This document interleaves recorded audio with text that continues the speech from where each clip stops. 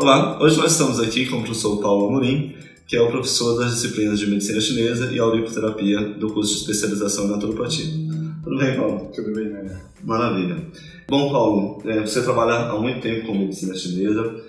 Qual seria a contribuição da medicina chinesa quando a gente pensa no nosso sistema de saúde de uma maneira geral? Eu acho que a medicina chinesa ela vem hoje em dia auxiliando, né, essa parte do tratamento complementar realmente da medicina alopática, né? Então, hoje a gente tem bastante pacientes que vêm com uma queixa do total, né? E muitas vezes eles sentem essa necessidade de ser visto como um todo, não como parte. A medicina chinesa parece que ultimamente ela vem se encaixando exatamente nesse setor, né? Você atua clinicamente, né, há bastante tempo. Os pacientes ainda vêm muito com essa expectativa de serem cuidados de uma parte ou ser fumador e acham que o trabalho do acupunturista ele vai muito nesse sentido, próximo ao que se pratica na medicina alopática. E como que você consegue passar essa outra ideia, né, essa outra visão para os seus pacientes? Sim, geralmente o paciente ele vem com uma queixa de um ponto, de uma coisa específica que foi passada até pela medicina alopática, e a gente vem como modo de complementar e integrar isso. E ao longo desse tratamento a gente vai mostrando talvez as possíveis causas que possam ter gerado aquele problema. E aí ele vai entendendo esse pensamento, como é que funciona essa terapia integrativa, a medicina chinesa dentro dessa terapia, e vai começando a pensar junto com o paciente, com o terapeuta, a gente vai desenvolvendo um trabalho no todo dele. E muitas vezes até em parceria com o próprio médico que o indicou. Com certeza. Você tem recebido pessoas que vêm por indicação médica? Muitas pessoas.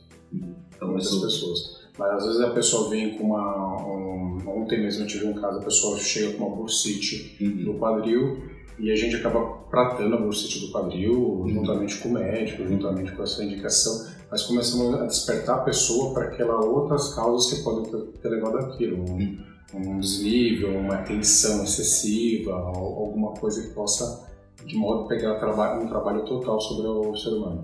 E quais são as ferramentas que a medicina chinesa possui para tratar? Então, a gente tem, na medicina chinesa, a gente tem alguns pilares, né? Tipo, a acupuntura e a moxa-bustão são as mais conhecidas no Ocidente, né? A moxa-bustão seria uma erva, né, que a gente trabalha como forma de aquecer, aumentar a circulação, analgesia, e a acupuntura que é hoje em dia bem conhecida, né? Esse é o pilar principal, né? Aí você tem as massagens, a fitoterapia e os exercícios chineses de respiração, né? Dentro desse pilar da acupuntura, a gente trabalha com vários tipos de técnicas de reflexologia. Um deles que a gente aborda no curso é a auriculoterapia. Quando a gente fala da auriculoterapia, o que é exatamente a aurícula? A auriculoterapia seria, na verdade, a utilização de pontos reflexos no pavilhão auricular, que teriam um reflexo sobre o corpo. Então, a pessoa tem, às vezes, alguma desordem, alguma coisa, algum desequilíbrio, e nós tentaríamos consertar esse equilíbrio da pessoa, trazê-la de volta à sua harmonia através de pontos de reflexo dentro da orelha. E como que você escolhe os pontos que vão ser utilizados? Muito pausado na queixa? Tem algum tipo de avaliação que a gente possa utilizar? Ao longo do nosso curso, a gente tem um primeiro módulo que é de Fundamentos da Medicina Chinesa, que é justamente para introduzir o aluno ao pensamento chinês, né? Então, como é que é feito esse entendimento desse equilíbrio, né, do ser humano? Como é que ele está equilibrado, e aí a gente vai aprendendo os desequilíbrios possíveis, e aí sim vai ter um método diagnóstico específico para estar complementando e trabalhando esses sintomas que o paciente chega para nós, né? Mas observando a orelha, dá para observando a orelha, sim. Observando a orelha você pode ter manchas, veias, pontos mais sensíveis à palpação, e aquilo tudo indica para nós que pode ter um possível desequilíbrio, né? Eu trouxe aqui, na verdade, uma orelha chinesa, né? Tem diferença entre sistemas? Como você falou, na auriculoterapia, então correntes diferentes, escolas diferentes? Sim, você tem algumas correntes diferentes. A gente tenta abordar no nosso curso um padrão mais atual, mas trazendo para o aluno as escolas que tinham anteriores, tudo isso. Quais são essas escolas? Você tem até a década de 50, 60, passado, um mapa padrão que foi padronizado na China, né? E hoje em dia você tem uma escola que é a que está sendo mais comentada no Brasil, e a última mais atualizada, que seria da professora Huang Yunchun, né? Mas esses seriam as vertentes maiores da auriculoterapia. Assim. E tem uma escola francesa também? Tem a escola francesa também, é verdade. A gente tem a linha chinesa e a linha francesa, né? Tem diferenças? Como que a gente pode... A linha chinesa que nós estamos trabalhando, né? Então ela está muito baseada nesse reequilíbrio através do pensamento chinês. Então, que os chineses acreditam que o desequilíbrio entre os órgãos e as vísceras, o desequilíbrio energético entre o sangue e a energia, pode estar levando isso aí. A linha francesa, ela já vem ela já é uma outra vertente que ficou muito forte nesse século passado, né? Onde ele trabalha com frequências de nervos, então em cada região de inervação da orelha, uma frequência e uma reação né, específica. Maravilha. E quando a gente trabalha, né, com pensa em acupuntura, as pessoas ainda aqui no Ocidente associam muito a questão da agulha. É possível estimular esses pontos, né, e utilizar a que a gente chamaria de acupuntura com outras técnicas, né? Sim. Porque a gente tem um pessoal que faz curso de naturopatia, né, e a gente não vai abordar necessariamente o agulhamento, né? Então, que outras alternativas o pessoal da naturopatia teria para lidar com, estimular esses pontos, trabalhar com a medicina chinesa além da aurícula? Acho importante se a gente pensar, Zé Daniel, que o módulo que a gente tem, ele bota o aluno a pensar da forma do sistema chinês. Isso ele pode aplicar em qualquer outra terapia. Então, ao longo do curso, ele vai ter várias outras técnicas onde ele pode botar o pensamento chinês, a forma de diagnóstico, então ele pode trabalhar aquilo na massagem. Então, qual que é a nossa ideia? Introduzir eles aos pontos, às funções, como é que você trabalha, e aí ele está utilizando com outras formas. Pode ser através de massagem, pode ser através da fitoterapia, da aromaterapia, dentro desse mesmo contexto. No caso da orelha, a gente trabalha com sementes, né? Ou com pequenas esferas. Então, a gente pode fazer uma pequena massagem na região, mas pode colocar sementes, pode botar pequenas esferas como forma de estímulo. Pode utilizar a cromo, por exemplo? Pode usar a cromoterapia. Né? Inclusive nos pontos sistêmicos, né? Pode usar, a gente tem falado muito com os alunos, usar a cromo nos pontos sistêmicos, né? Auxiliando que ele consiga diagnosticar ou perceber no paciente através da orelha. Tanto o terapeuta, né, quanto o paciente que de repente tem uma aversão à agulha, é interessante a gente saber que na verdade a gente tem outras opções, né? Sim, que a gente classifica como não invasivas, né? Não invasivas, com certeza. Você falou lá da fitoterapia, tem a questão dos alimentos também na medicina chinesa, né? Qual que você já foi várias vezes na China, qual que é a visão do sistema médico chinês, da racionalidade médica chinesa, com relação a essas outras áreas, digamos assim, né? Fito, dieta, as práticas corpóreas que você estava comentando, como que isso está integrado? A gente fala de fitoterapia, mas para o chinês ele engloba o alimento como fosse um fitoterápico, na verdade. Então, muitas vezes a gente está falando de fitoterapia,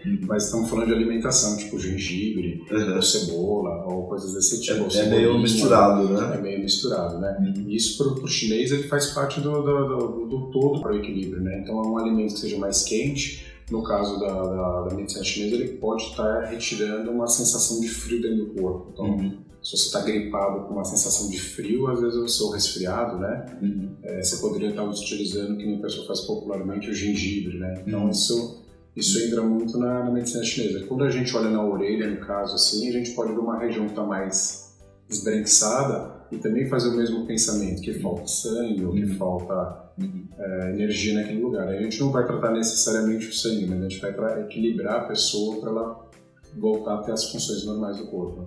Certo. E como que isso é definido? Em termos de, é um médico que orienta isso? É um profissional que orienta? Eles já têm eles próprios essa consciência? Em que momento eu vou utilizar fito, ou as práticas corpóreas, ou a que a gente chama aqui de acupuntura?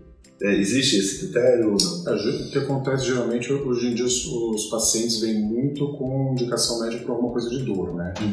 Então a gente acaba pensando mais, no momento preciso tratar dor, alguma coisa. Isso você falou aqui no Ocidente. No Ocidente. Mas na China, de modo geral, eles passam num médico de medicina tradicional chinesa ou num hospital e vai fazendo uma triagem. Se é necessário alopatia, se é necessário medicina tradicional chinesa ou trabalhar como nós estamos trabalhando agora no Brasil com as duas medicinas integradas, né?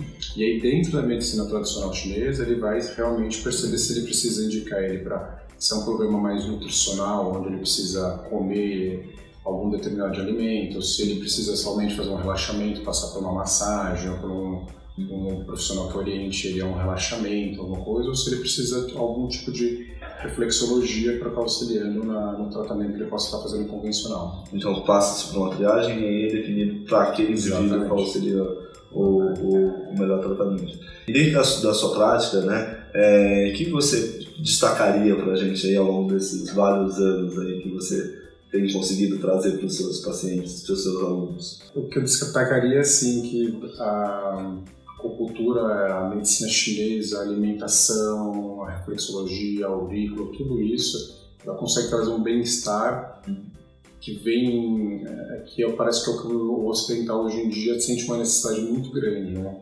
Então, do estresse que as pessoas têm, do ritmo de vida, e você conseguir como fosse um reset, um novo patamar, um novo padrão para você enfrentar todas essas dificuldades. E em que momento a pessoa poderia procurar um acupunturista, um profissional de medicina chinesa? Olha, geralmente a pessoa procura quando ela se sente própria em desequilíbrio, às vezes tensa ou nervosa demais, ou ansiosa demais. Então, geralmente são com sintomas, né? Não com diagnóstico. Um segundo momento, que também acontece muito, então você tem aquelas pessoas que vêm para você com um tipo de sintoma e a gente tenta identificar se aquele sintoma tem alguma coisa mais superficial ou se ele necessita ser encaminhado para o alopata, né?